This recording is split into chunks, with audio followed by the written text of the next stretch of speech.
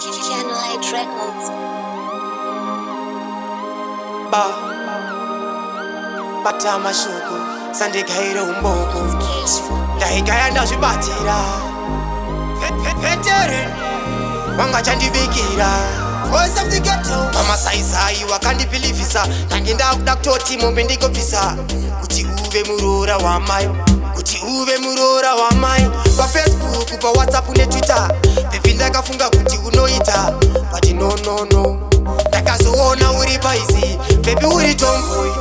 kuenda kutanzi muri konfo ndaigaya kukukanda paten ndaigaya kukukanda paten ndakazoona uri tomboy kuenda kutanzi muri konfo ndaigaya kukukanda paten ndaigaya kukukanda paten neshamwari dzako mogara makaloka nemange mbanechamba nengoma apa muchinji munogara makapfeka tumajoka skiri renyu rechitomboy ndotaipi inotamba nemagameboy skiri renyu rechitomboy manje this time wotamba nabadboy ndakazoona uri tomboy kuenda kutanzi muri konfoy ndaigaya kukukanda paten ndaigaya kukukanda paten ndakazoona muri tomboy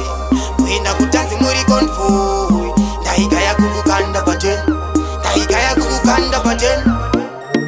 vamasaisai wakandipilivhisa ndange ndakuda kutoti mombe ndikobvisa kuti uve muroora wamai kuti uve muroora wamai pafacebook pawhatsapp netwitter pepi ndakafunga kuti unoita but no ndakazoona uri paizi ndakazoona uri tomboy kuenda kutanzi muri konfo ndaigaya kukukanda paten ndaigaya kukukanda paten ndakazoona muri tomboy kuenda kutanzi muri konfo ndaigaya kukukanda paten ndaigaya kukukanda paten neshamwari dzako mogara makaloka nemange mbanechamba nengoma apa muchinji munogara makapfeka tumajoka skiri renyu rechitomboy